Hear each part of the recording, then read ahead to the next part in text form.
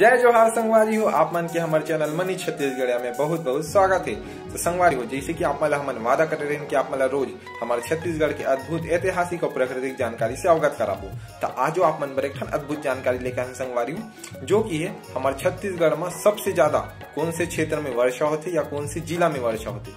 संगवारी हो, आप मन तो जानते हो हमारे देश भारत में सबसे ज्यादा वर्षा होती है मेघालय में, पर आप मन ये जानते हो संगवारी हो कि हमारे छत्तीसगढ़ में कौन से क्षेत्र में सबसे ज्यादा वर्षा होते।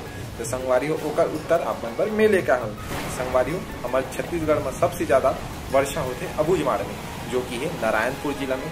संगवारी हो, अबूझमाड़ 4000 किलोमीटर में फैले हुए एक पहाड़ी जंगली इलाका है। संगवारी हो, वहाँ बहुत जंगल है और वहाँ नमी हमेशा बरकरार रहती है। और संगवारी हो, दूसरा नंबर में सबसे अधिक वर्षा होती है हमारे छत्तीसगढ़ में, जो कि है कवर्धा जिला, तहान है कोरिया और तहान बिलासपुर।